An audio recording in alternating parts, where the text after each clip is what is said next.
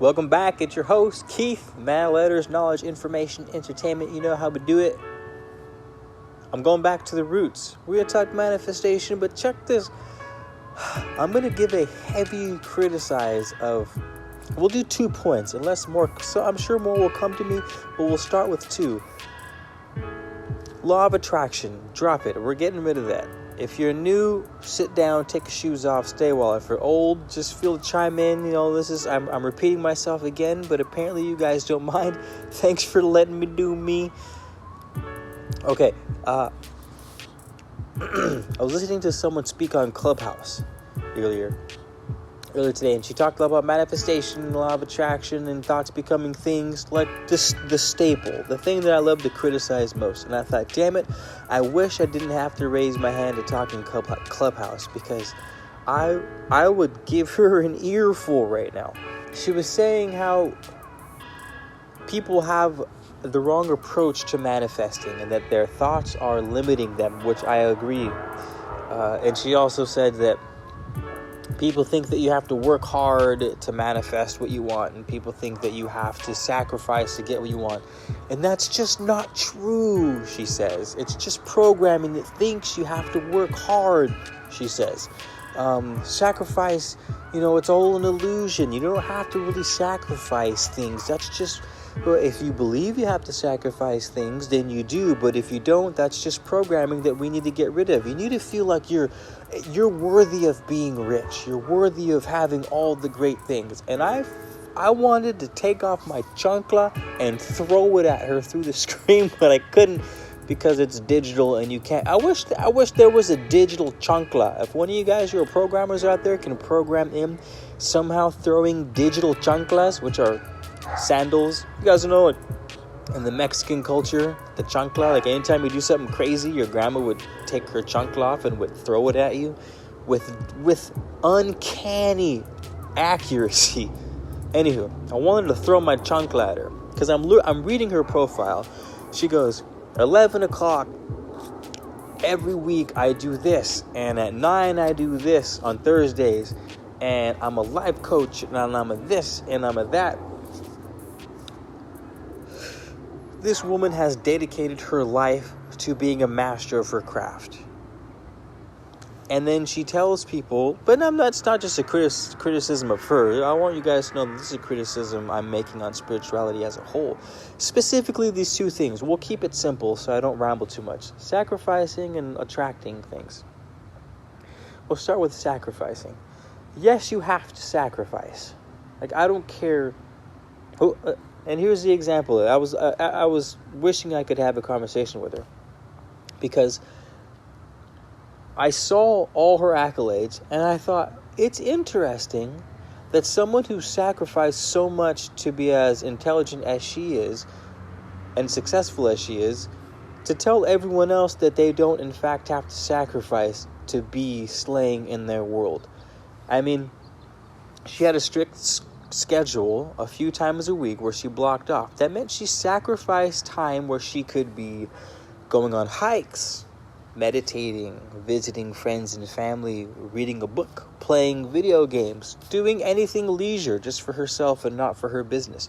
She sacrificed hours of her day to devote to reading tarot, to doing these certain things.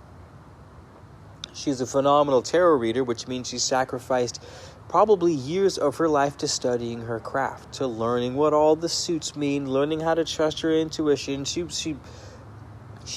We do nothing but sacrifice to get something. You can't have something for nothing, you guys. And I know, and here, my criticism is, like The Secret, you guys remember The Secret, is that it pumps you up with a lot of stuff that feels really good, and it sounds really good, and it gets you inspired, and that feel-good sensation translates into feel-good thoughts, translates into feel-good actions. So it's good for the short-term game to have frilly words and magical words and positive affirmations, and you don't have to you just think things into existence. You don't have to sacrifice things. Like, get the fuck out of here, you guys. You if you want to ascend spiritually or financially or emotionally or whatever, if you want to slay in this world, you need to sacrifice things. I am sorry, but that's just the name of the game. And any of these friggin' schmoozers out here selling snake charms and snake oil are going to tell you that you don't have to sacrifice to slay, and you look at them and they do nothing but sacrifice to be on top of their game. It's not, all it is to try, and I realize this at the end of her spiel, it's nothing but to try to get you to sign up for their masterclass. But hey, let me round the curve for you. Hey, let me do all the work for you. Just sign up for my masterclass, and I'll give you all these tips on the law of attraction and manifestation. Like, it doesn't work like that, you guys. There's no substitute for good old-fashioned hard work. I'm sorry. I've yet to find it. Trust me, I've seen all the gurus, Kundalini, Tantra, Tao, Buddhism, paganism, shamanism. I've talked to the people who slay in all their realms, and all of them are the same. If you want to be the top 1% in your group, you have to do things that only the top 1% do.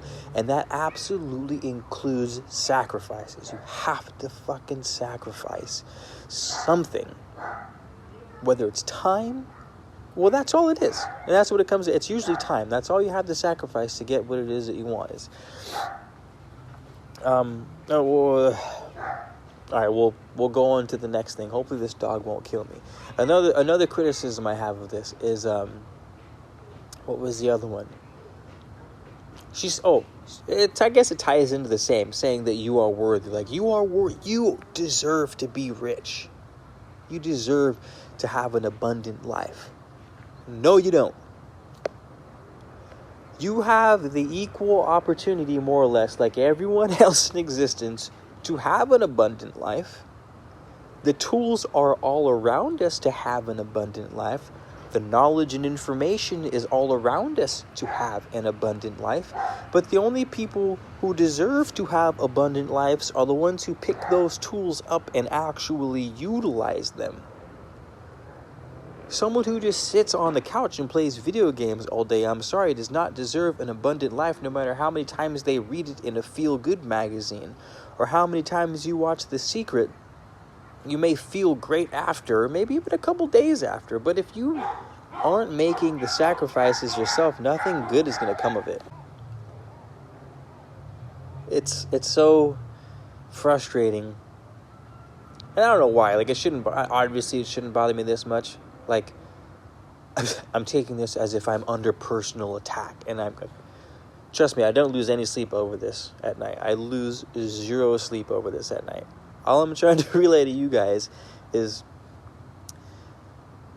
we got to start making connections between the real world and frilly feel-good stuff that people say on the internet. You know what I mean? Like, you deserve an abundant life. It's like, no, you don't. Not if you're not doing the things to give you the abundant life. So I'll break a little bit into the philosophies of it. We'll talk about resonance. And she talked about law of attraction. It was in her bio. Law of attraction coach, life coach. The audacity. The audacity. I got the Aries heat coming in right now, guys. Okay. It's not attraction. You don't attract things into your life. You don't pull things towards you. Especially for my new guys and new gals. Take note. You are not. There's no such thing as a law of attraction. It's just it's a feel-good thing. Thoughts become realities. Yes, I'll give you that. But think in terms of resonance.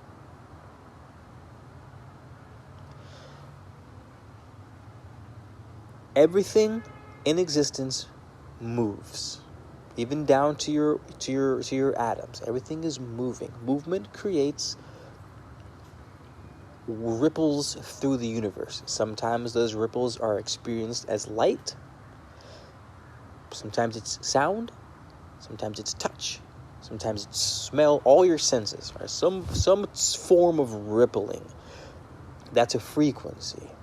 Now, if you have two frequencies that match each other, they're going to resonate with each other. Just like when you get two violin strings of the same note, you vibrate one violin string and the other matching string will also vibrate without being touched. And the reason why is because they both match frequencies. Okay. That's how you manifest things in the world. It's as simple as that. And then and the way it shows up is fairly simple. Things are coming into your sphere all the time. Not by attraction, but simply they just are. Welcome to planet Earth. Things are going to come in and out of your sphere by the millions over your life. Some things are going to stick and some aren't. The things that match you will stick. The things that don't match you will either... Well, this works both ways. So something will either stick with you or it won't. It's one thing that can happen with resonance. The other thing that can happen is that you become bombarded with that thing so much that it starts to change you. That's the other way. That's a subconscious programming. So we program our subconscious mind by repetition. Like the subconscious is like, I don't give a fuck what you want. If your subconscious mind is blasted with something enough, you will become that thing. It's called programming, marketing. It's look it up. It's well documented.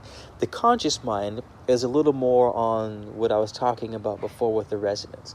Your conscious mind is going to see something that it likes, and it will dwell on that thing because you like things that are like you, right?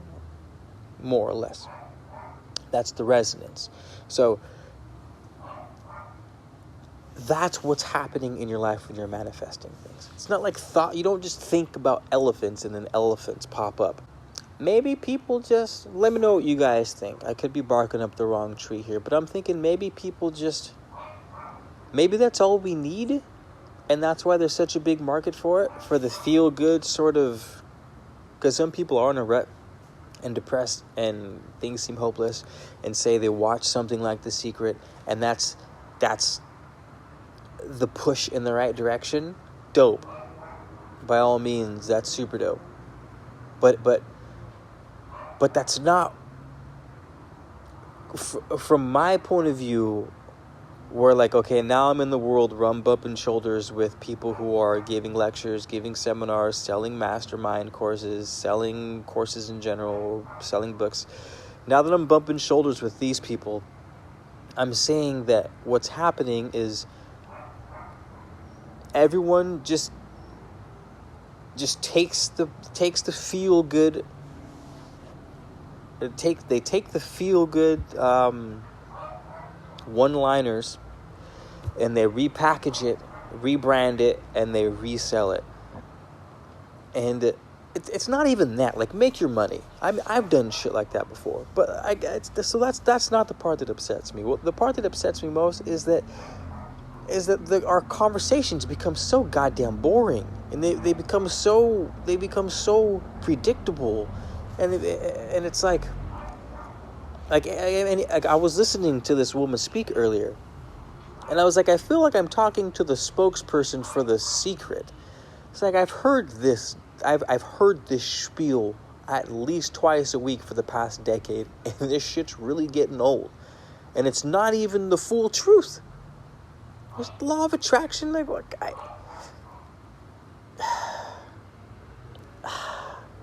So it's. Hold on, never mind. I'll fix this later. But I don't know. It's I'm getting bored. I think I said this in the last video. Like I'm legitimately getting bored with spirituality. And it could have nothing to do with spirituality and everything to do with me. I will admit that. And that thought has crossed my mind. I'm just voicing concerns that keep coming up whenever I find speakers. And I'm like, did you even write this yourself? Did you pull this straight out of The Secret? Or are you here? I'm like, hey, are you, are you with me? Who's talking right now? Are you talking, or is someone talking through you? Like, what the fuck? What's happening right now? There's like a blend of the woo-woo, and then there's the overly physical, and then somewhere in the middle is that magical place. And my God, that Clubhouse lecture earlier was just like, I don't know, man. It's like, is this it?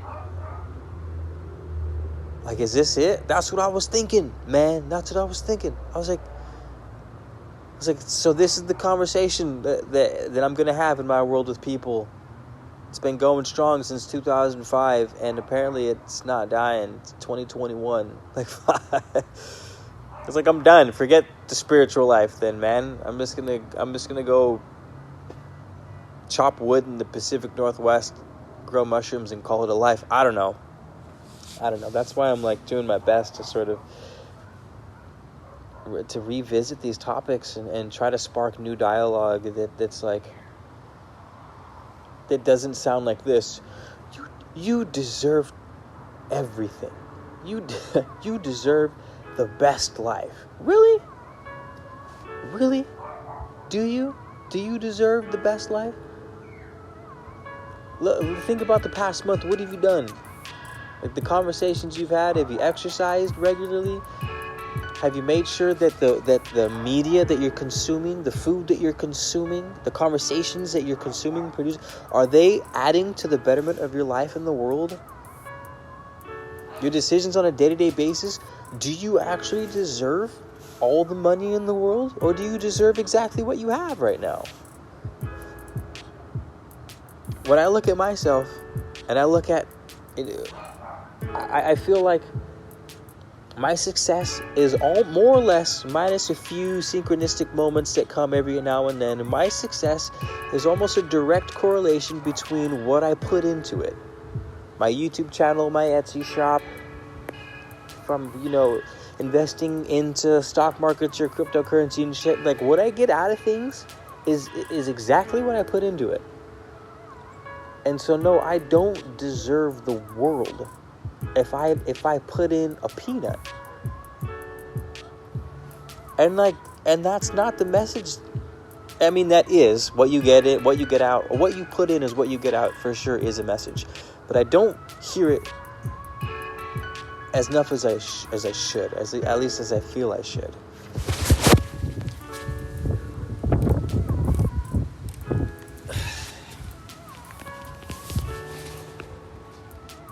Is that better? I don't know, but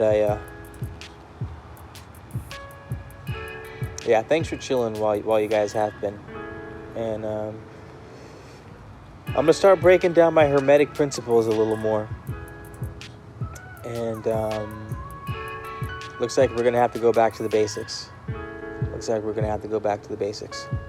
I'll see you guys in the next video, all right?